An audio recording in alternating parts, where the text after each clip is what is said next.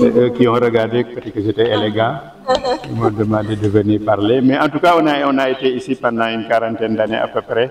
On a essayé de former toutes les générations, avec tout ce que j'ai dit, hein, toute l'élégance. Parce que former un ingénieur, ce n'est pas seulement lui donner des connaissances, hein, pratiques et théoriques. Hein. Vous avez vu, là, nos jeunes ont une belle tenue, non? Et ils ne font pas beaucoup de bruit. Vous avez remarqué, quand ils nous saluent, c'est avec des révérences. Nous, ce n'est pas seulement donner des connaissances. Hein. On va donner un savoir-être qui va faire que demain, quand on va être chef, on sentira un chef. L'impression, bon, moi j'ai dit ce qu'on m'a dit de dire, hein, vous demanderez aux gens à qui. Ce que j'ai dit, c'est parce qu'au Sénégal, pour résumer, il n'y a pas toujours une relation entre la production agricole et nourrir la population. Est-ce que vous me suivez? On a une agriculture avec une logique parfois un peu de business. Produire quelque chose qu'on vend bien, on a des revenus. Alors que l'exploitation agricole, au départ, c'était une terre, des gens qui ont des moyens et la main-d'œuvre et qui essaient d'abord de nourrir l'exploitation familiale avant de générer un excédent qui va leur permettre d'avoir de l'excédent financier. On est d'accord. Donc, c'est pour ça que j'ai terminé ma conclusion en disant qu'au Sénégal, on a une question de reprendre l'organisation de l'agriculture. On sait produire, mais on ne sait pas toujours faire la relation entre la production et les besoins alimentaires. Regardez, en oignon, on est en excédent, alors qu'en céréales, on est en déficit. À Niébé, on n'en a pas assez. D'accord. Et si je aborde cette question, je peux l'aborder aussi de façon cyclique. Souvent, c'est saisonnier, je veux dire. Il y a des moments où on a de l'excédent, il y a des moments où on a un manque, alors qu'on aurait pu jouer là-dessus.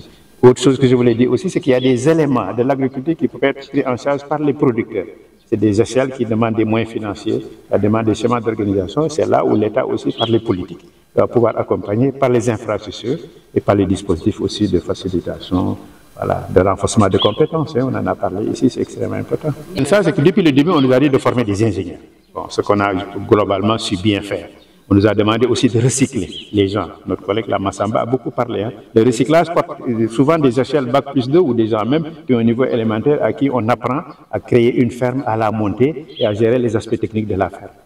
Bon, maintenant, par la suite, bon, évidemment, on a diversifié. Certains de nos produits sont devenus des docteurs.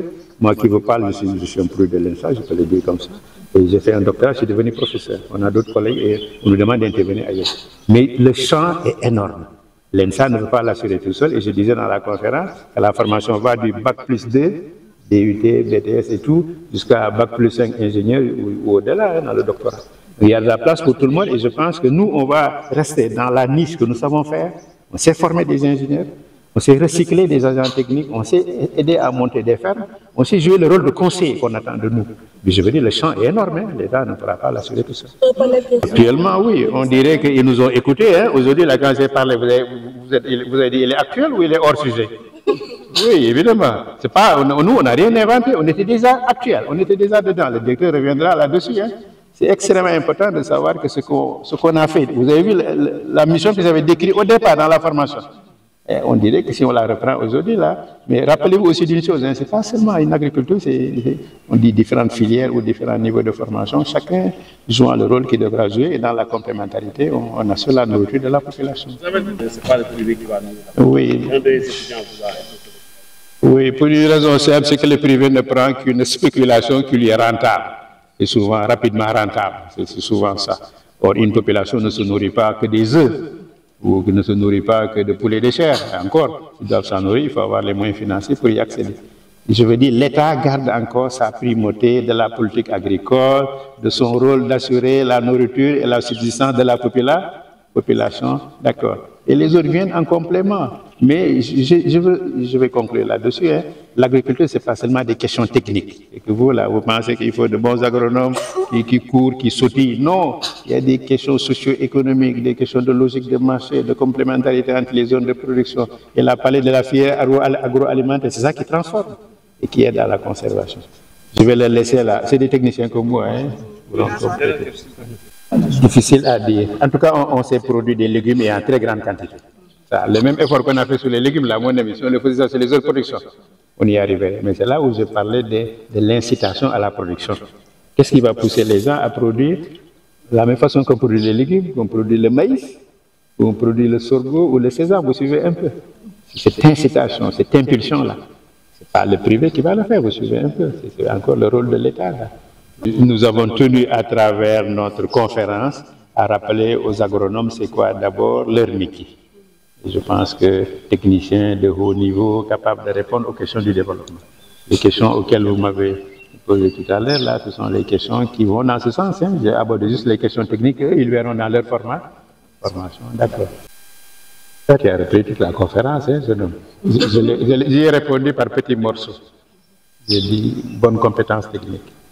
Un technicien qui s'intègre bien à la population. Vous avez vu, là, ce que je dis en français, je peux le dire en wolof, clairement, d'accord. Et puis quelqu'un qui valorise les savoirs locaux. On a dit beaucoup de choses qui rentrent là-dedans. L'État aussi qui accompagne, des partenaires au développement qui appuient. Il pourra revenir là-dessus, d'accord. Et lui, en tant que directeur de l'école de formation, il pourra le reprendre dans le cadre de la stratégie, d'accord, de la formation de l'enseignement supérieur au Sénégal, quelle est la place de l'enseignement agricole au Sénégal. Bon, laissons la place aux autres. tey ENSA dafa doon organiser benn lël bu mag pour teeru suñu ndongo yu bees yi nga xam ne ñoom lañu jël war a jàng fii ren dañ koy faral di def ndax ñooñu bu ñu ñëwee foog ñu xamal leen école bi xamal leen lu tax école bi ne fi xamal leen ñoom itam lan la ñuy xaar ci ñoom ñun ñiy jàngale état bi ak seen i waajur yi leen fi yónni wax leen aussi école bi nan lay doxee wax leen bis bu ñu paree aussi jàng fan lañ leen di xaar ñoom.